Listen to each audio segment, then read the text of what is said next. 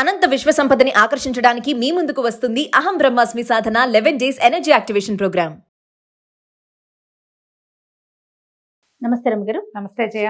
రమగారు, ఈ నెలలో రాఖీ పౌర్ణమి ఉంది. మరి పౌర్ణమి యొక్క విశిష్టత? శ్రావణ పౌర్ణమి చాలా విశేషమైన పౌర్ణమిగా చెప్పబడుతుంది. జంధ్యాల పౌర్ణమిగా చెప్తారు. పూర్వం నుంచి మన ప్రాంత ఆచారం ఏంటంటే, ఈ రోజున ఎవరైతే జంధ్యం ధరిస్తారో, ఉపవీతాన్ని ధరిస్తారో వాళ్ళు యజ్ఞోపవీతాన్ని మార్చుకునే విధానం ముఖ్యమైనది ఇందులో ఒకటి. తర్వాత ఈ ముందు మనం ఉత్తరాయణ పుణ్యకాలం నుంచి మొదలుపెట్టి ఉపనయన క్రియలు నిర్వహించి ఉంటారు కొంతమంది బాలవటువులకి. ఎవరెవరు ఉపనయనం చేసుకున్నారో వాళ్ళకి శ్రావణ ఉపాకర్మ అని చేస్తారు. మళ్ళీ ఒక చిన్న యజ్ఞం అది చేసి దీనికి ఒక ప్రత్యేక మంత్ర విధానం ఏదో ఉంటుంది, వాళ్ళకి మాత్రమే పరిమితం. అది మన చిన్నప్పటి నుంచి మనకి క్యాలెండర్లో కూడా శ్రావణ ఉపాకర్మ అని రాయబడి ఉండేది. మా చిన్నప్పటి వెంకటరామ క్యాలెండర్లలో వాటిల్లో కనపడేది. అట్లాగే ఇప్పుడు కనిపించట్లేదు. ఇప్పుడు అంటే కొంచెం క్యాలెండర్లు చూడడం తగ్గించాం, ఇప్పుడు కూడా కనిపిస్తుంది.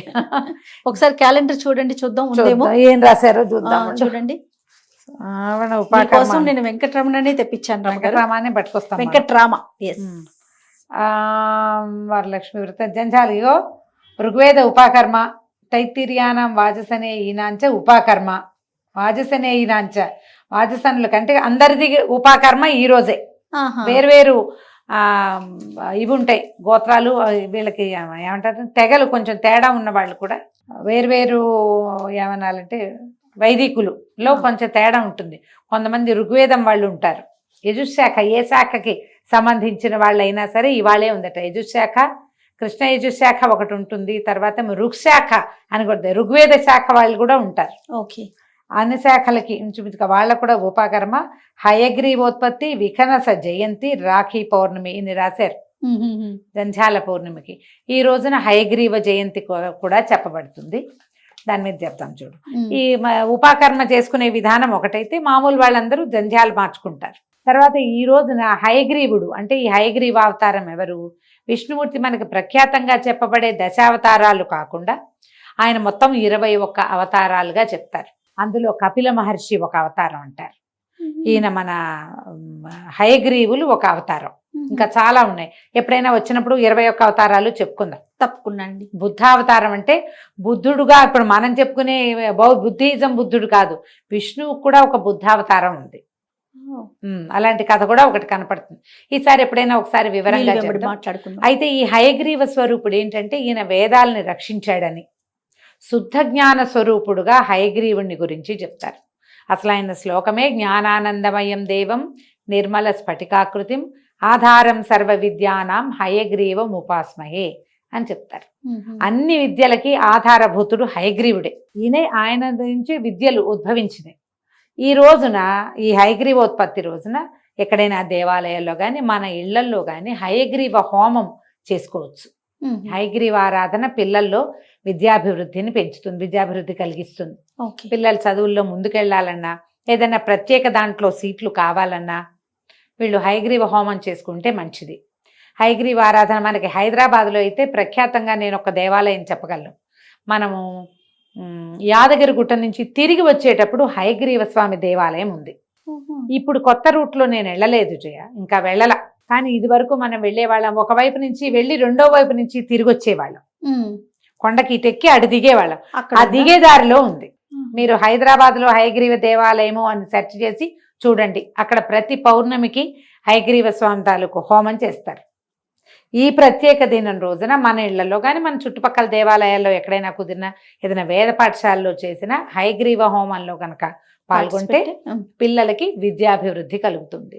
మీరే ఏదైనా కొత్తగా చదువుకోదలుచుకున్నారు, ఇంకా ఫర్దర్ స్టడీస్ జీవితంలో ఇంకా ముందుకెళ్ళాలి, తప్పనిసరిగా ఈ హోమాన్ని చేయొచ్చు. తిరుమలలో కూడా మనకి హయగ్రీవ స్వామి కనపడతారు. ఎక్కడ కనిపిస్తారంటే వరాహస్వామి ఆలయం ఉందా, వరాహస్వామి ఆలయం ఉంది కదా, స్వామి పుష్కరిణి వరాహస్వామి ఆలయము. వరాహస్వామి ఆలయం నుంచి మనం స్వామి వారి దేవాలయం వైపు కనుక అటు మాడవీధిలో కొంచెం ముందుకెళ్తే ఎడం చేతి పన్ని మెట్లుండి జనం అంతా కూర్చున్నట్టు కనిపిస్తారు. ఆ పైన ఒక మఠం ఉంది, అక్కడ హయగ్రీవ స్వామి దర్శనం లభిస్తుంది మనకి. అవును రమ్య ఆయనకి గారు. ఇట్లా పర్పెండిక్యులర్ గా ఐమూలగా ఉన్నట్టు ఉన్నట్లు ఉంటాడు. ఉంటుంది. అవునవును. అక్కడ హయగ్రీవ స్వామి దేవస్థానం ఉంది. ఉమ్. తిరుమల వెళ్ళినప్పుడు చక్కగా ఖచ్చితంగా దర్శనం దర్శనం చేయండి. చేసుకో. పిల్లలకి తప్పకుండా అక్కడ నమస్కారం చేయించండి. ఈ జ్ఞానానందమయం దేవం శ్లోకాన్ని నేర్పించండి, చెప్పించండి. అయితే ఇప్పుడు ఇవన్నీ కూడా మనం ఏంటి పూర్వం నుంచి మన దగ్గర వస్తున్నటువంటి ఆరాధన విశేషాలు. విఖనస మహాముని చెప్తున్నారు కదా, విఖనస జన్మదినం కూడా ఇదే. ఈయనెవరు? వైఖానస ఆగమాన్ని రాసిన ఆయన. వైఖానసము మనం చెప్పుకుంటాక దేవాలయంలో వైఖానస ఆగమాలు అని చెప్తాం కదా, అవునవును. ఆ వైఖానస ఆగమాన్ని రచించినటువంటి మా ఋషి ఈ రోజున జన్మించారు. వారి వారి విధానాల ప్రకారం వారు పూజించుకుంటారు. మనం ఇవి చేసుకోవచ్చు. దీంతో పాటు ఇప్పుడు మనం ప్రఖ్యాతంగా చేస్తున్నది ఏమిటి? రాఖీ కట్టడం. ఉమ్. అన్నదమ్ములు అక్క చెల్లెళ్ళు ఒకళ్ళనొకళ్ళు గౌరవించుకోవటం. అన్నదమ్ముల దీర్ఘాయువు కోసం ఆడపిల్లల తాలూకు సౌభాగ్యాల కోసం అన్నదమ్ములు ఒకరినొకరు గౌరవించుకుని సంభావించుకునే రోజుగా నార్త్ ఇండియా అంతా విశేషంగా చేసేవాళ్ళు. మనం కూడా ఇప్పుడు మొదలుపెట్టాం. ఇదేంటంటే ఈ రక్ష గనక మనకి సోదరి కట్టుకుంటే మామూలుగా బావమరుదులు బతకగొడతారు, ఇలాంటి మాటలు వింటుంటాం మనం. అవును. అక్క చెల్లెళ్ళకి వాళ్ళ అన్నదమ్ములు ఎప్పటికీ బాగుండాలనే ఉంటుంది. వాళ్ళు కట్టిన రక్షతోటి వాళ్ళకి చాలా రకాల జయం కలుగుతుందని నమ్ముతారు.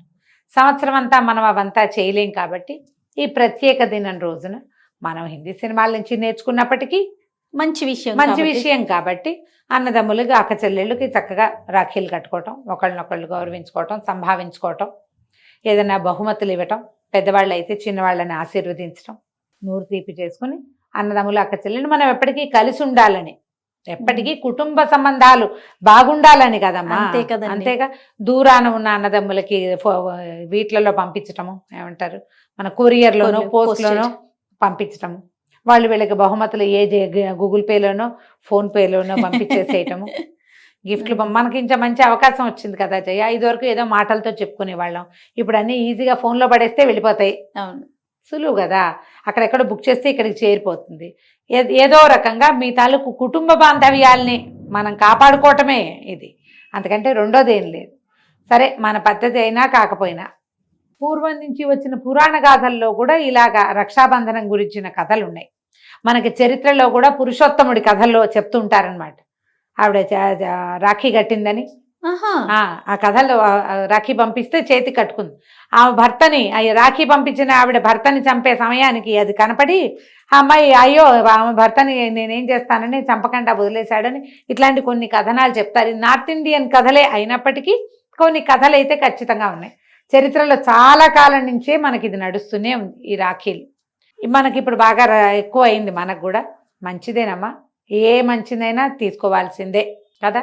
అంతేగా. కాబట్టి హయగ్రీవ ఆరాధన చేయండి. వీటితో పాటు ఇంకొక విశేషమైన ఆరాధన చెప్తాను చేయ నేను.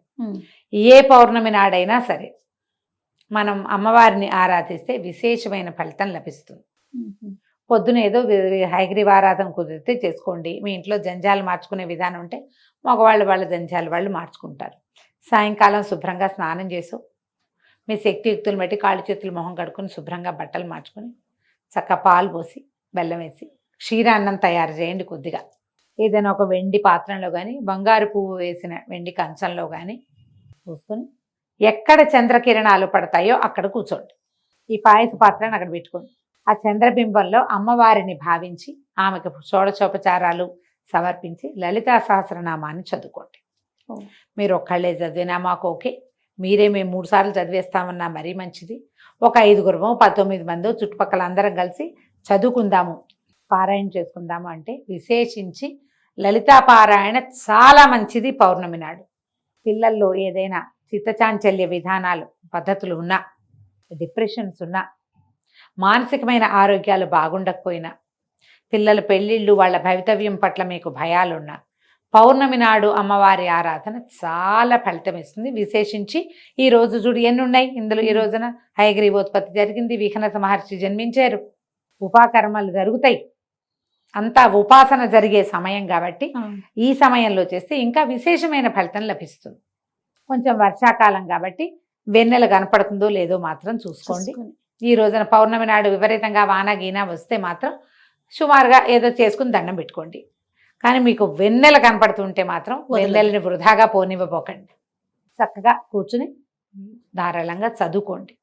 లలితా సహస్రనామం చేసుకుని ఈ పాయసాన్ని అమ్మవారికి నివేదనగా సమర్పించి మిగిలిన పూజ పూర్తి చేసుకుని పాయసాన్ని ప్రసాదంగా స్వీకరించండి. ఇది చాలా ఏమనాలంటే ప్రభావవంతమైన ప్రసాదం. ఆ వెండి పాత్ర, అందులో క్షీరాన్నము, వెన్నెల, ఇవన్నీ కూడా మంచివి. సంతోషం. ఎలా కుదిరితే అట్లా సుసంపన్నం చేసుకోండి. రాఖీ పౌర్ణమి శుభాకాంక్షలు. నమస్తే రమ్మగారు. నమస్తే జయ.